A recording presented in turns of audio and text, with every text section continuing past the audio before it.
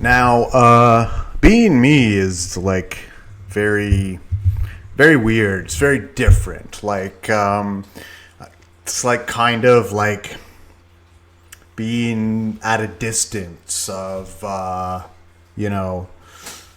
looking in through a window into some confusing human behaviors that I just kind of casually watch in begrudging sense of entertainment for me, at least. I just don't like get a lot of like things people do, like a lot of these weird quirks about people I don't find like apparent in myself. Like a lot of people will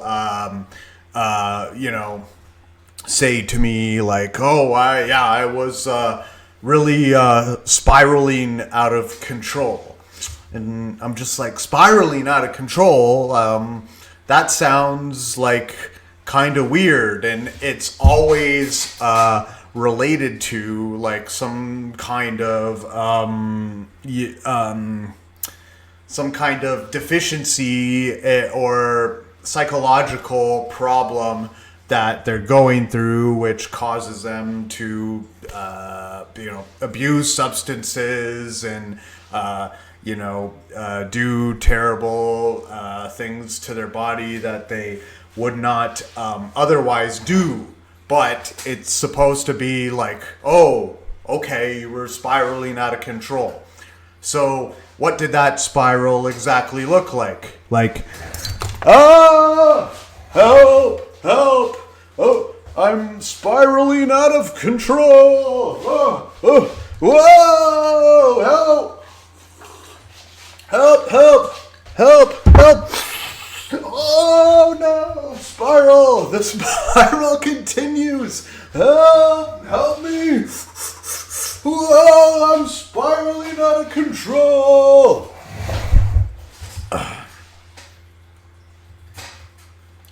Ladies and gentlemen, this is the world according to Kyle. Motherfucking podcast! How's it going, everybody? It's been a while. And as you can probably tell by my cold open, I am geared to do a fucking TWA2K today. How about that?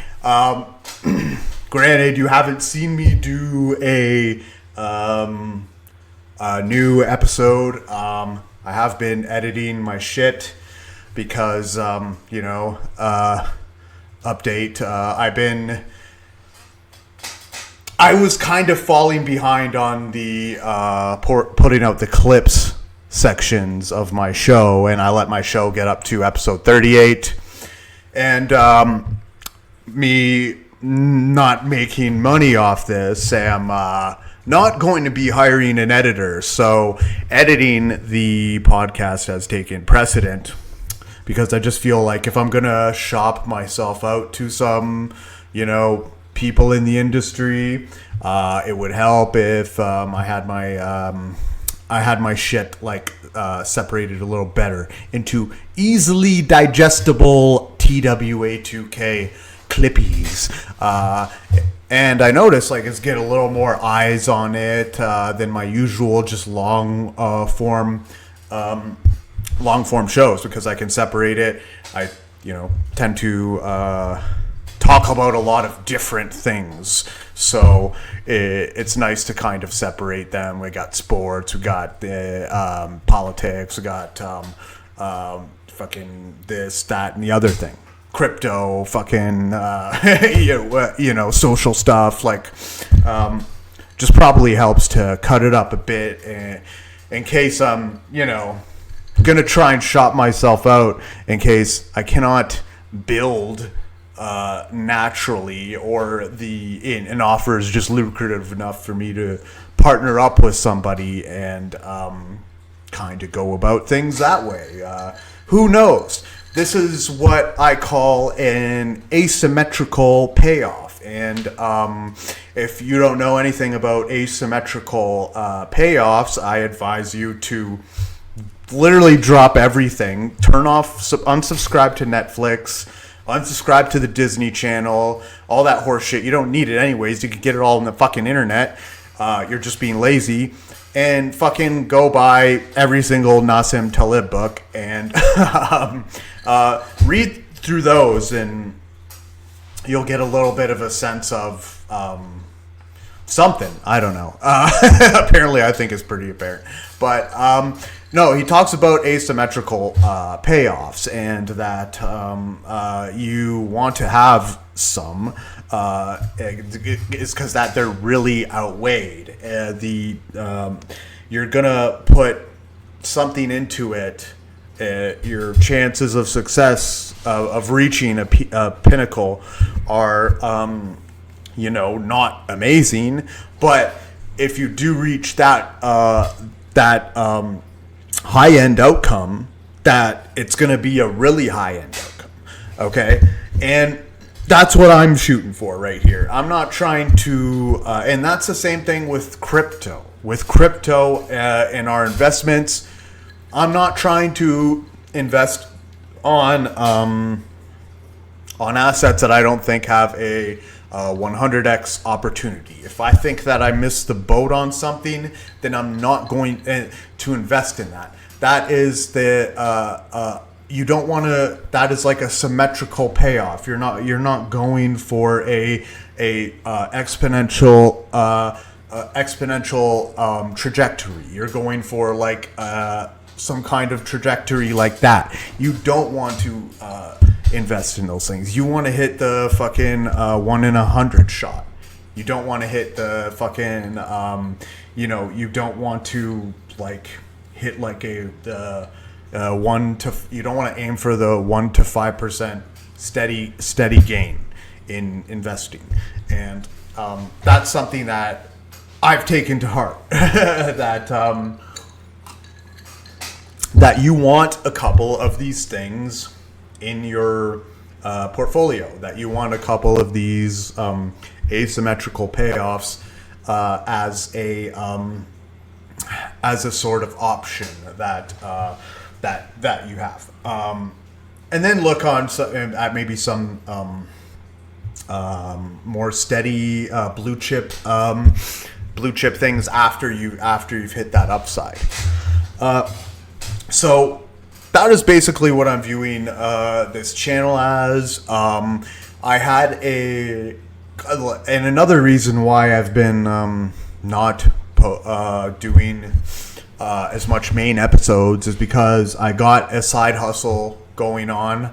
I don't know kind of how much I want to say about it. I do have a regular day job, but I'm going in and doing like work somewhere else for a place, and making decent money doing it. So right now the channel is kind of taking it's kind of being put on the back burner right now because y'all won't pay me anything, quite frankly.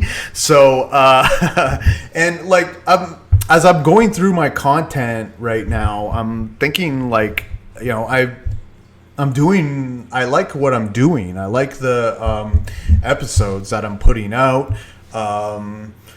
Maybe I find a partnership, a lucrative partnership. I could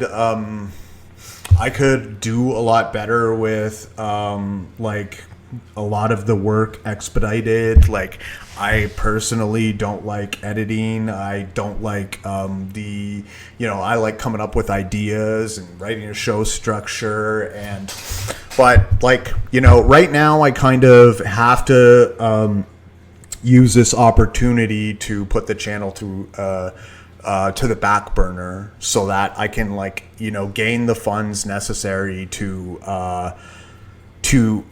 flourish. And this year is probably gonna be a little bit of a write-off. Like in terms of the channel goes. You know, I just like my side hustle is really popping off, and I'm, you know, making good money for the first time in my life, basically. So I kind of gotta really let this ride out. That's not to say that I don't love doing this and that I don't prefer to be doing this. It's just, you know, the money is pushing me in a different direction, and I can't really give up my day job hustle. That's going okay, and it's decent, and it's I can't go off my side hustle either. So I'm kind of I'm kind of stuck in the zone where I'm like working like 7 days a week, and there's not much time. You know, there's never enough time. Like I think with 24 hours, like if there's supposed to be a god and this is supposed to be like a perfect orientation, like the 24 hours shit is not enough time in a day. Like legit, like we could like probably do with 33. I think maybe 33 would be like, you know, I could, you know, handle all the shit that I need to fucking do in that time frame. I cannot handle doing, you know, balancing my two hustles plus the show. So the show, as far as new episodes go, is going to be put on the back burner.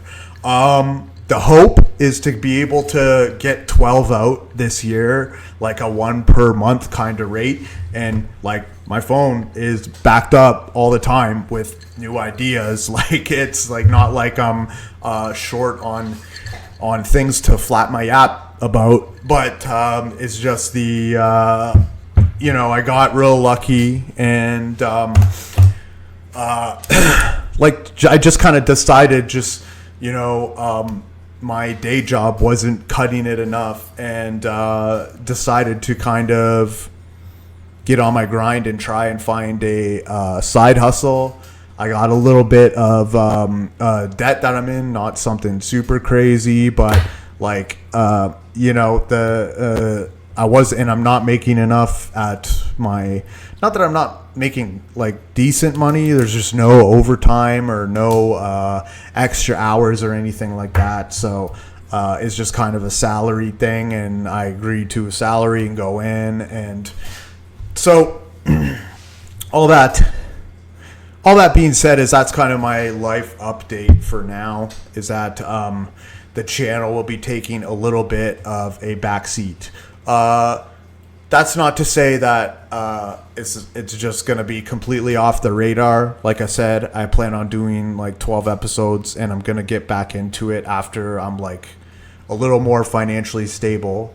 For right now, I'm going to cut my episodes, like segment them and cut them into nice, easily digestible TWA2K TWA2K capsules for you, and be releasing that on the channel.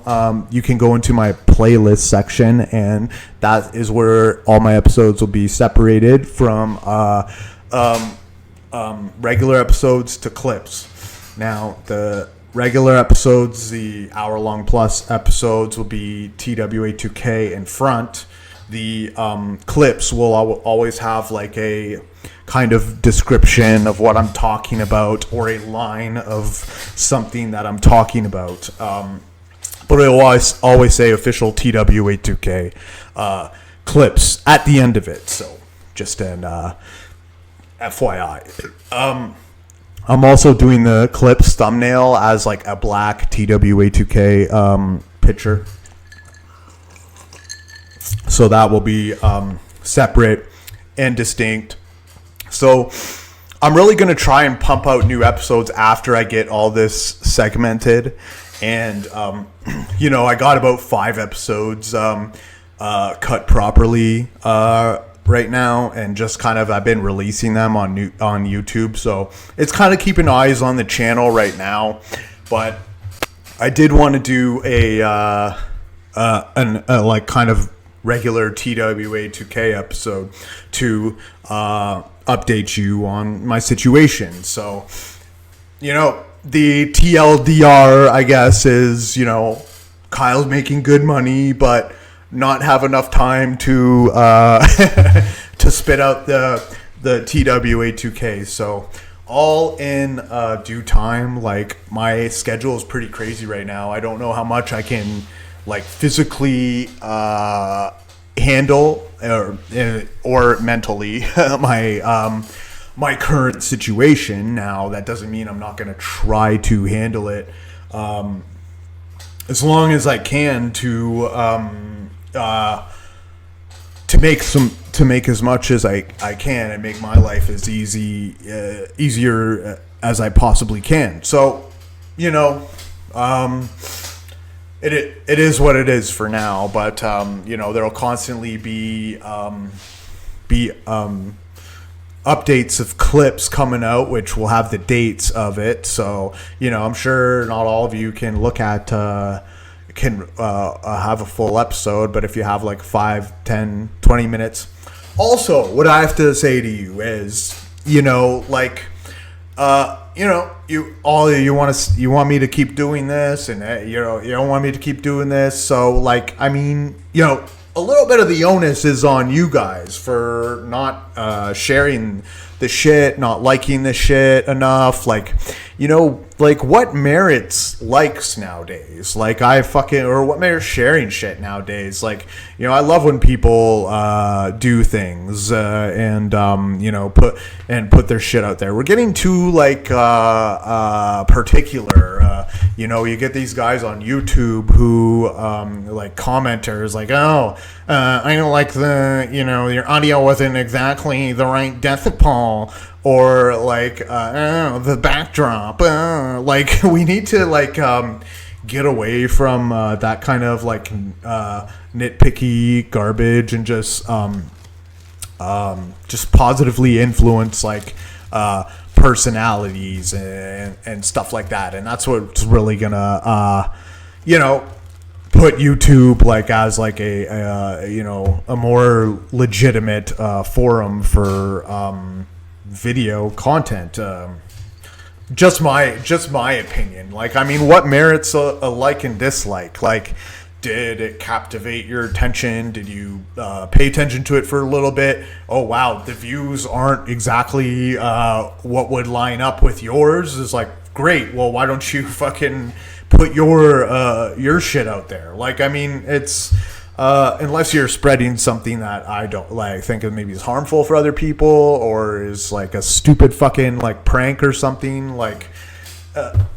Guys, you're getting a little too fucking the Hollywoodification, trying to Hollywoodify online content, and that's kind of not even really good for Hollywood.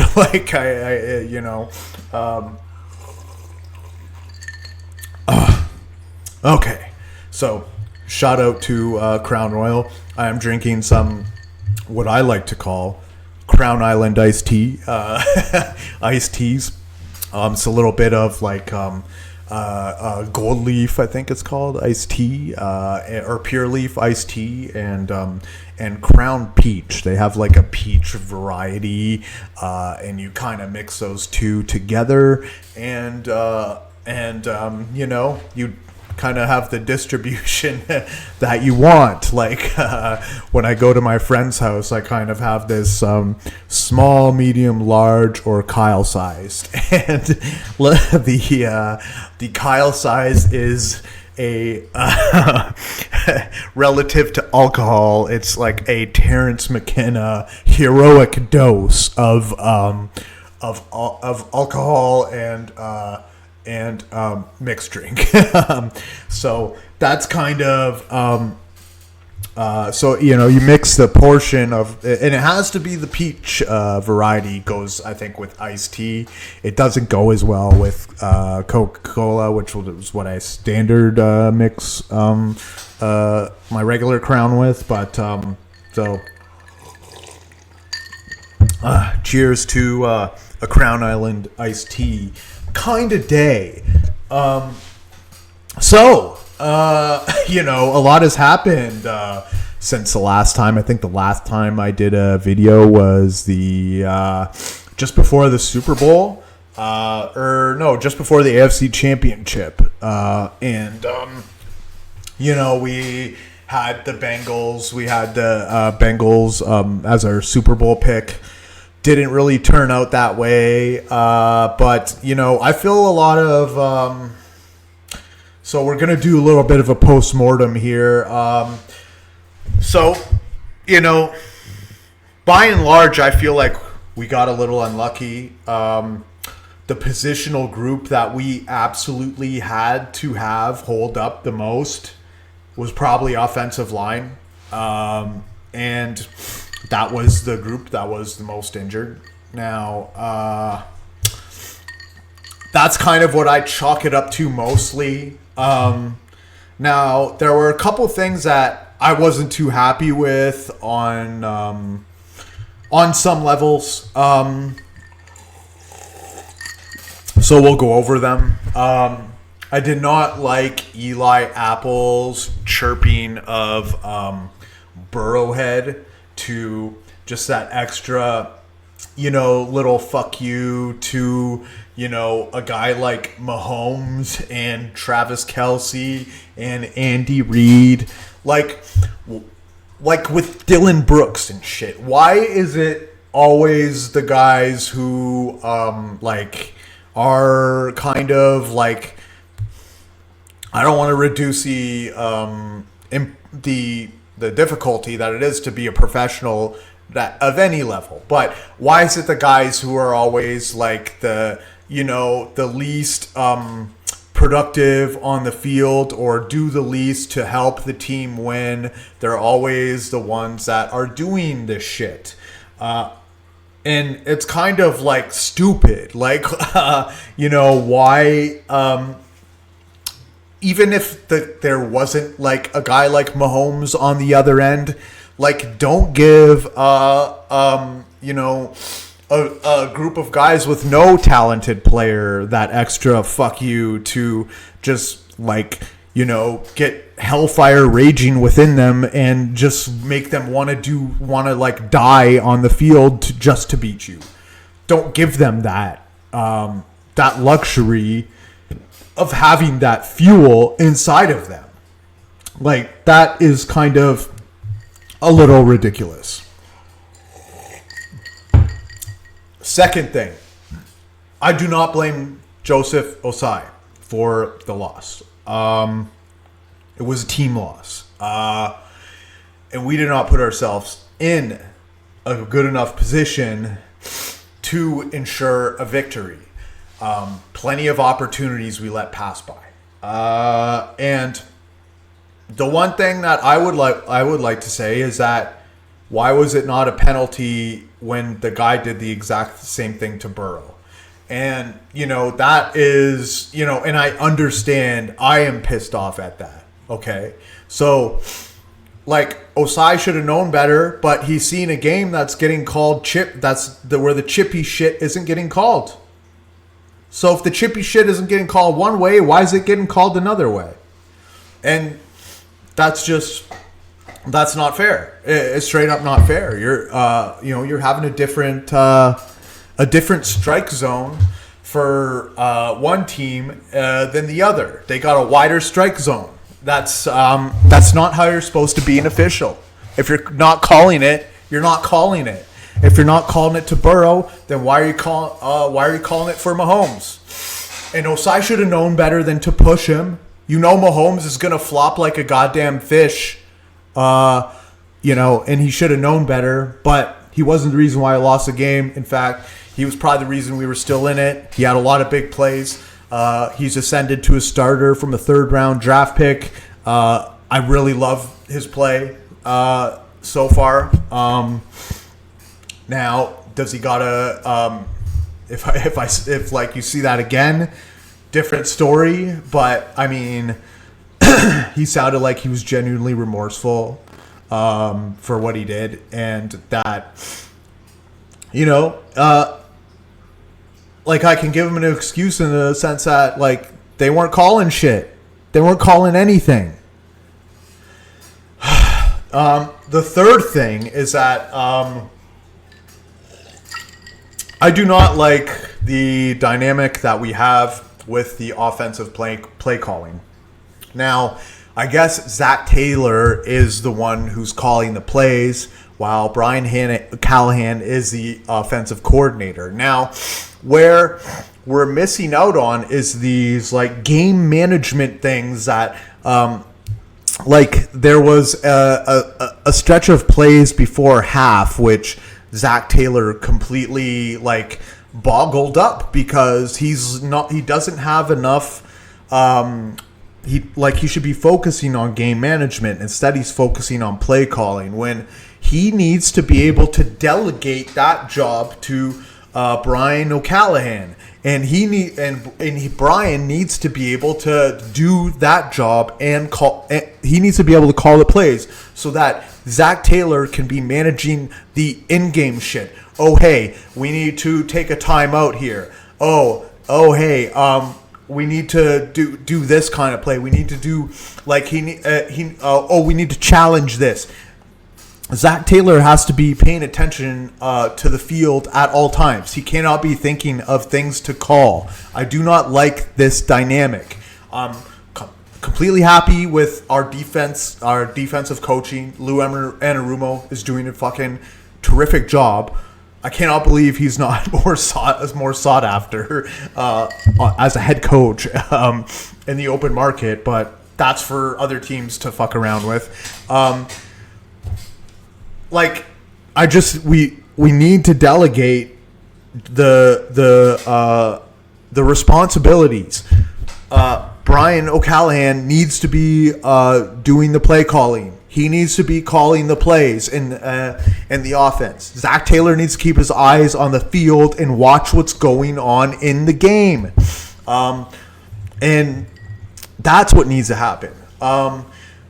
I liked from Zach Taylor the fact that he was like operating in shotgun and put Joe Burrow in shotgun. That really helped Burrow like get an extra couple seconds in the pocket. It was a good move. Now, where I didn't like Zach Taylor is the fact that he gave Joe Mixon probably more carries than Joe Mixon had earned. And this was a large reason for the fact that Pirine left us, even though he left us for Denver, even though we matched the salary offer that Denver gave. And he left us because he didn't have a more 50-50 role. And he should have had a more 50-50 role. He earned it. And he's taking what, like a 1/3? He's at 1/3 less to pay than fucking Mixon, and Mixon can't pick up those power yards. And Mixon's a good runner. He's solid, but I mean, I wish we would have used Pirine more. I thought when we needed the tough yards, that Pirine was the more sure shot than Mixon to gain them.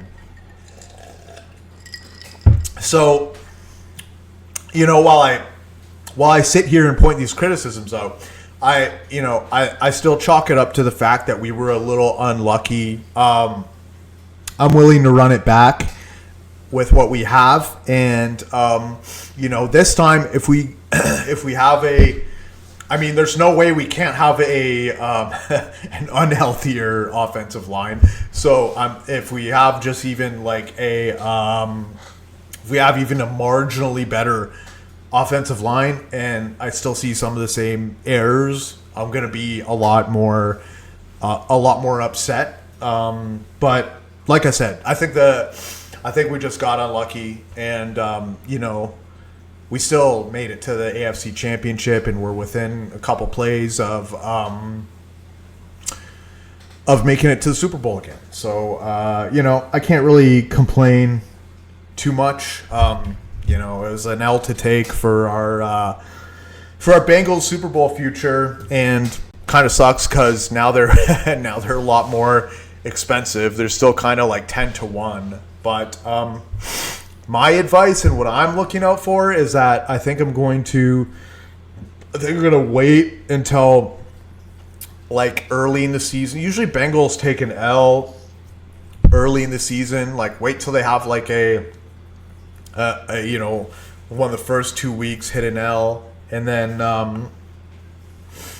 maybe get them at like 13 to 15-1, depending on how bad the loss is, and that's kind of what I would advise. I don't think if they win like 2 games in a row, it's really going to go too far above, below 10-1. So, we'll see. So,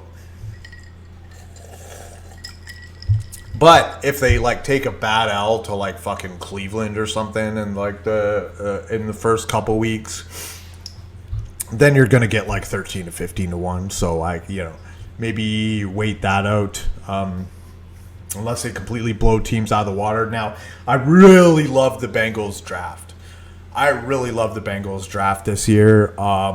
They said Duke Tobin said that he let the board fall to him, and that is exactly how they picked. They're just like, okay, who is the best player that is on the board right now, and they could use help anywhere, and that's kind of how they looked at it, as Miles Murphy, DJ Turner, Charlie Jones. Like, I really loved what they did this draft. This was like one of those, like, you were picking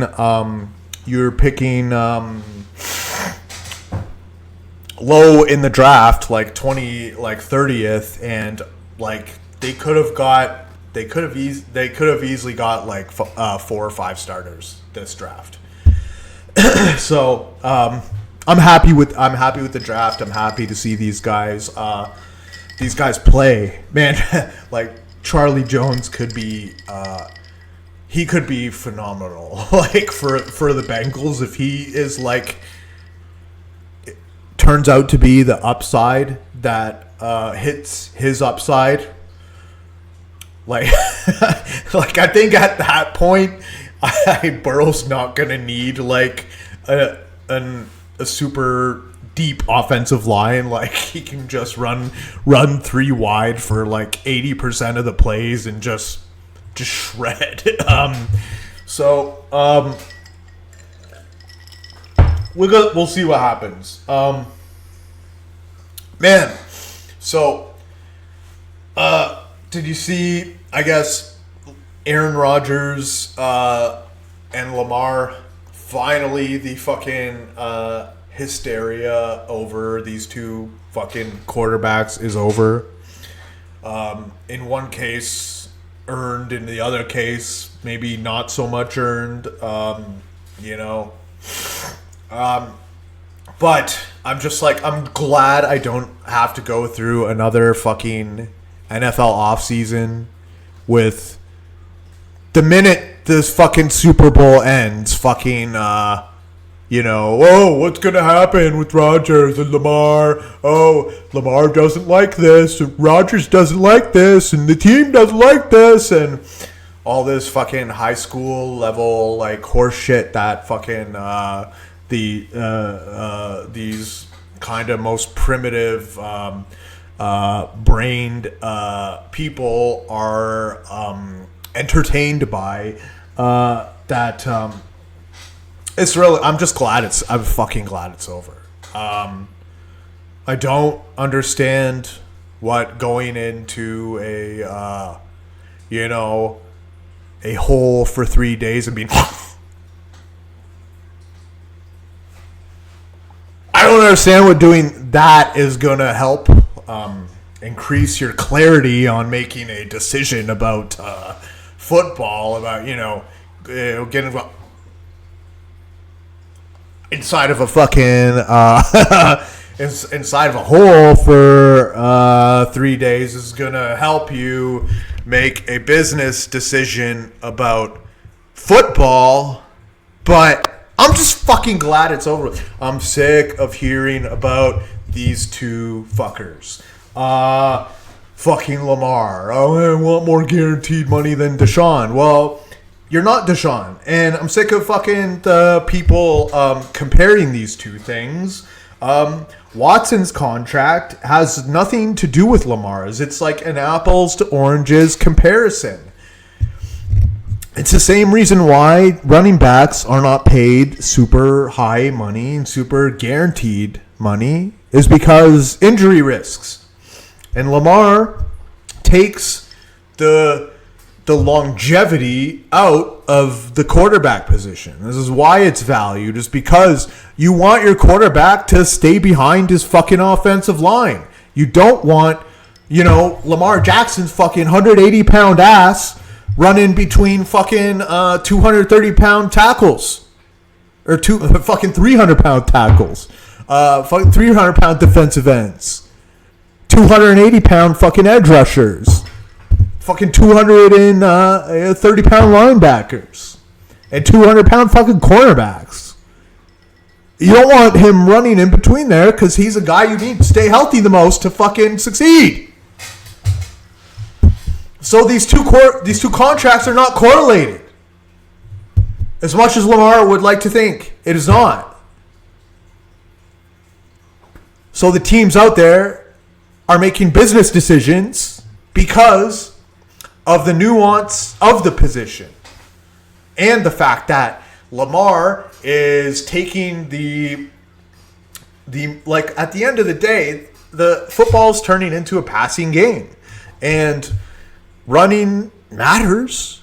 You need a good running back. You should have a good running back, but the injury risk associated with it is why it's bad to pick a running back in the first round. Is why it's bad to pay your running back stupid money on guaranteed contracts. It hasn't worked out. It doesn't work out for the best running backs. So you want to have a quarterback whose value is predicated on doing the same things that cause the contracts in the other position to be so low. He's holding himself to the high risk with the high risk outcome of injury, with lowering the sustainable and long career trajectory outcomes, with reducing the possibility of one of those outcomes and expecting the same amount of money as a quarterback who does. Now, Deshaun Watson was an outlier because he needed the fucking money, and he was not willing to settle. He needed guaranteed money because he was in a few situations. He was in a couple situations, okay? Needed the money, right? So, but I guarantee you, if Deshaun Watson played like Lamar Jackson, he would not be getting that fucking guaranteed money.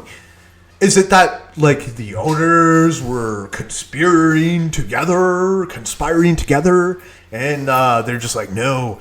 Do you honestly think that an NFL owner, if he genuinely thought that Lamar Jackson would, over the next 5 years, increase his likelihood to win an NFL championship, that they would not pay him Deshaun money? Like, the thing is also, you got to completely transform your offense. How fucking, to fit him. Like fucking, oh yeah, hey, okay, yeah, we'll do this, we'll do that, we'll do this, we'll get rid of him, we'll get that, we'll get you fucking everything you need. Like, how fucking, who does that work for? It's not the NFL team's job to fucking completely revamp the way they do football to fit him. And quite frankly, he takes too much risks with the ball, and it doesn't work out. He's been injured for the last fucking 2 years. How well has that worked out? So I'm a little sick of the NFL fucking getting fucking heat for this. Like, blame the NFL where they're genuinely wrong. I mean, I just pointed out to you all these details. Lamar, there weren't even any teams that were fucking interested in him at the rates that he wanted them to be interested in him at. So, I mean, just the fact that they're willing to kind of put Deshaun and Lamar's contract on equal leveling, that's just not an accurate representation of the reality of what goes on that football field. So, as a quick side note, we got the NBA playoffs going on. Curry versus LeBron, 2.0. That's going to be fun to watch. The NBA's got a lot of good storylines, actually. It's going to be interesting to see. I feel like it's pretty open this year. Like, it's like, usually the basketball heads got a pretty good idea of who's going to come away with it. But I think, you could fucking pencil any two teams in and I wouldn't be all that surprised. Like, I think it's a little more balanced out. It's nice to see history repeating itself, though, that, it's a new day and age and, even still, we can't give a white guy the MVP for a third year in a row. So, but Embiid is just kind of like, the positive recipient of the fact that, we can't give a white guy a third MVP in a row. So, it is what it is. Jokic is getting the Steve Nash treatment. Great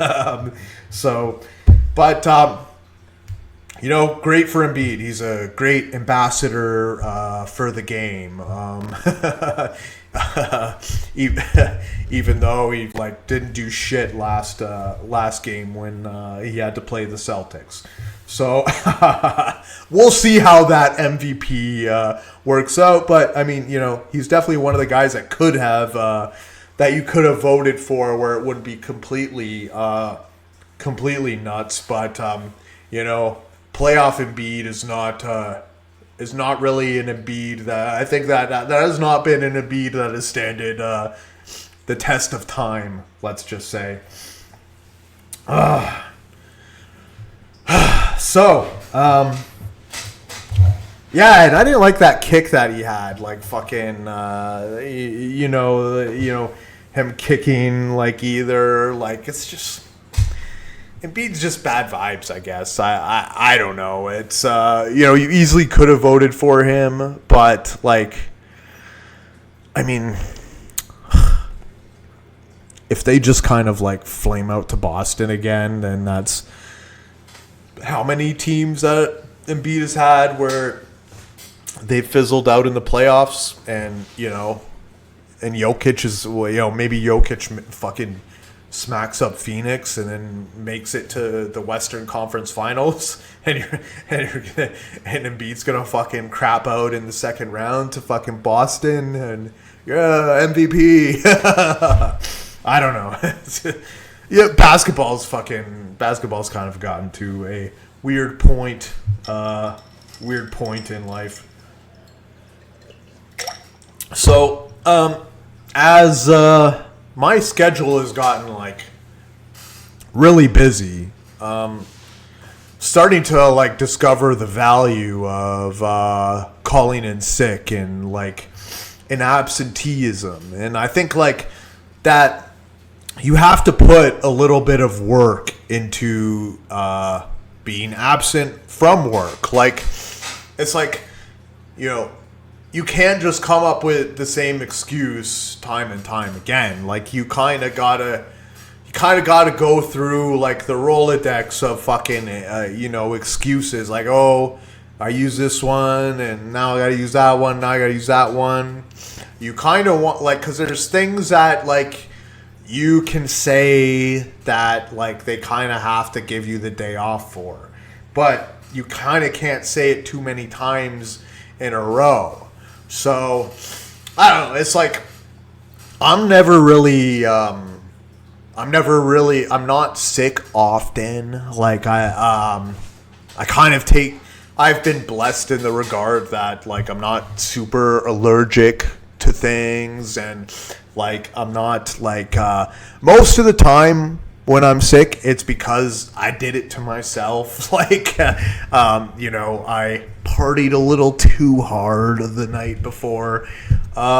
So, it's not, so my sick days are kind of like, now that I'm, like, working my ass off, are just like, all right, I need a day of fun for myself. I need a day off from the grind. And I'm realizing that you have to put a lot of work into, like, you have to plan this shit. Like, you can't just kind of wing it. Like, I have to think about, like, okay, what's a new kind of, like, thing that I would need a day off for? Like, my sister's fucking dog died and she's, like, depressed. So, you can only use your sister once a year, and then you can use, like, oh, hey, like, one of my parents has this issue, and, now I got to go back home. Like, you really got to kind of, hey, I got food poisoning. You can't use food poisoning too often, but you have to use it a lot, because it's, like, one of those things where you kind of can always, like, boom, pop that out of nowhere when you're just, like, struggling. It's like, oh, I use this. I have no more family members that I can use this on. I have to really fucking come up with a thing. Boom, food poisoning. So, like, I had to, like, kind of, like, I pre-write my fucking my excuse, like, my text to my boss. I have to, like, pre-write that shit out and make sure that there's no, like, logical errors in that and that you're kind of getting all your points across, right, the right way, without them being able to challenge you on it. So I'm realizing you have to put in a little bit of work to be absent from work. You can't just say, I feel like taking the fucking day off. No, you actually have to, lie and come up with excuses that, can't get you fucked. So that's what I'm starting to realize as I had a day off today, but I had a lot of shit to do, like, and it was amazing. You know what's amazing is living in the city and how much shit I did today. And, like, I got home before fucking afternoon and I did all the shit, like, within 5 kilometers. Did you know you could fucking pay your taxes? I paid my taxes at Shoppers fucking Drug Mart, for Christ's sake.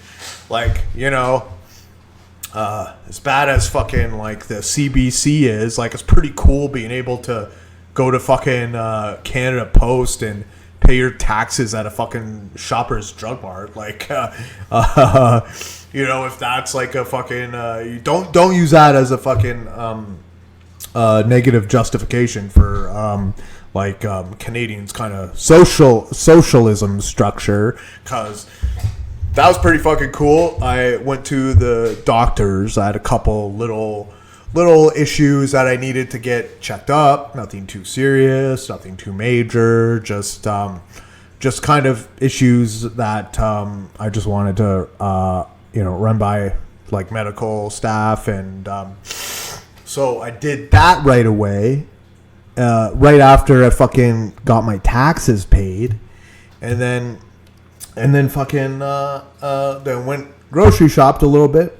Fucking took Uber back home. Fucking less than $10 Uber, and fucking and came home before the afternoon.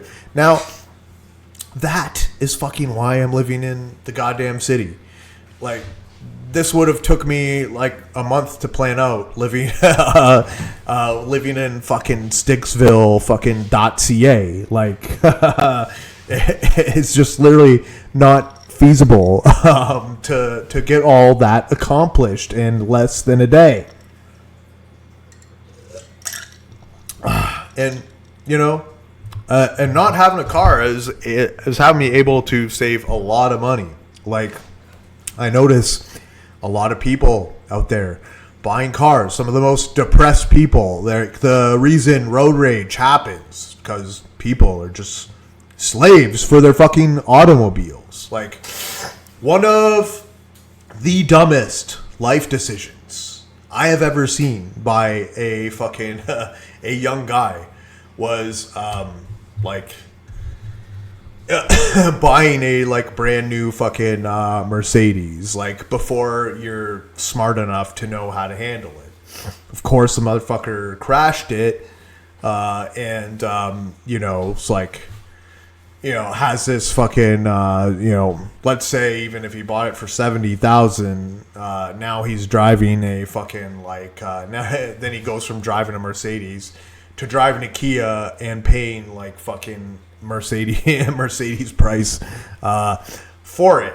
So one of the dumbest things that you can ever do is overinvest in a vehicle, in getting a vehicle, especially in today's day and age when, well, at least for me in the city, transit is way more accessible and way more convenient, especially with the advent of Uber, that like right now, as long as I'm not like, you know, walking doesn't super bother me, then I'm pretty good. Like, I mean, I would rather save the money for investing, save the money for whatever. Like, you know, I get around when I need to. I take rides back home when I need to, and the money that I pay to Uber, you know, periodically taking rides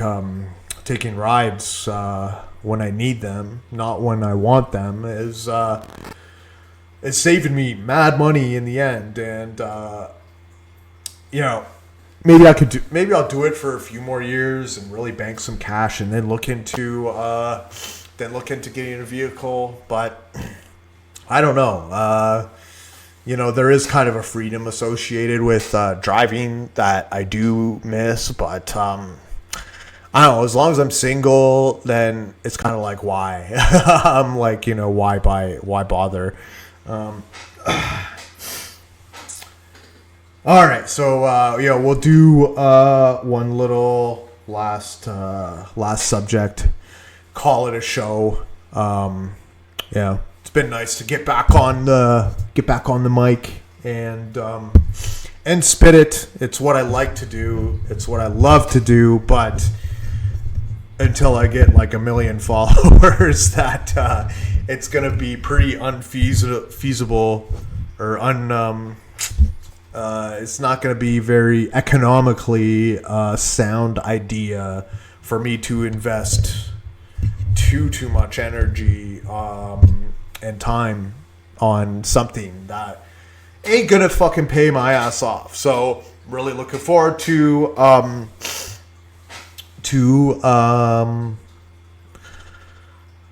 kind of making some cash in the near future, cutting up my episodes, leaving them into clips. Make sure to share, make sure to like. Looking forward to shopping some of my stuff out, maybe to some people I'd like to work with for the future, maybe by next year. Maybe if the right offer comes sooner. You know, I'm doing what I'm doing now because it's the economically right idea for me. It's the economically sound idea for me. But you know, I feel like I would love to do this for a living. I would love to pump out pods for a living, pump out videos for a living, and do my thing. I can do it. I've been doing it. I will get to 100 episodes by hook or by crook. Even if I got to do like my 100th episode on like in the hospital, like while I'm like old ass man about to croak. So that maybe that's a possibility. I'm open to everything and anything, and if I can, that's a beauty about having about not pigeonholing yourself into any particular a mode or function. I got a lot of different options and opportunities, and sometimes more money's in them, sometimes less money's in them. Sometimes you meet the right people in one thing, sometimes you don't meet the right people in our thing. It's like, a lot of life is luck based. That's why when I hit it big, you're never going to see me like make one of these posts like, oh, hey, you just gotta be positive. Like, I am very, very understanding of the role that, luck plays in evolution, genetics, DNA, and you think, luck is present in all of those, but you think like somehow like what is economic is some sort of meritocracy. You need to fucking get a grip on reality if that is your point of view. So I'm going to finish on just a little kind of fun note. I couldn't help but overhear somebody watching like one of the new Scream movies, and like Scream has this fucking weird kind of meta commentary on like the horror movie industry. Like, it has this kind of like it levels itself above, like, it kind of feels like it can distinct certain horror movies. Like, I think they mentioned like a couple. They mentioned Hereditary. They mentioned like a couple other really good horror movies, and kind of like obscuring them as like genre specific variations of horror. And it likes to kind of provide this meta commentary on the fucking on what I feel are good horror movies, while they are not a good horror movie. They're just a fucking campy, kind of trashy, goofy, like, horror movie. It's not really like, it's not a smart movie. Like, it's not a movie that kind of has deep metaphor. It's a stupid slasher. It's where the they have these commentaries where, oh, this is what has to happen in a horror movie, or they have to do this and that, and this is what happens in all horror movies. So they do this while not being a good horror movie themselves. Like, it's like they just kind of want to highbrow themselves as like this, as this movie that's like has some sort of right to like cast stones at like Ari Aster or like good horror movies, and like casting them off as like, oh, this is psychological horror, or oh, this is fucking metaphorical, and like come on, you're Scream. You're just a fucking low level personality disorder, stupid slasher flick with some of the dumbest like idiot horror movie characters, while pretending that you have the right to like throw stones at good horror movies, which may have some of these tropes caked into them. Like, Scream is the wrong film to do that. Now maybe the good example of a film that could do that is Terrifier, but they wouldn't do that because they wouldn't fucking possibly lower themselves, or they would never hire themselves to a position to, like, you know, throw stones at a movie like Midsommar or whatever. Like, anyways, that's my rant. Rant over. That's about like 5 minutes more than I wanted to talk about Scream movie franchise in my entire life. The only thing good about that franchise is that it spawned 3 terrific Scary Movie sequels, which actually provided some good meta commentary on the stupidity of fucking what Scream movies think they're above. Anyways, it's been too damn long, folks. Just wanted to drop this little nug on you to kind of give a quick channel update and to you know, just because it's been a little bit. So if you want to see more TWA2K, only you can prevent TWA2K from not being uploaded every week. The onus is on you now. Like this shit, share this shit,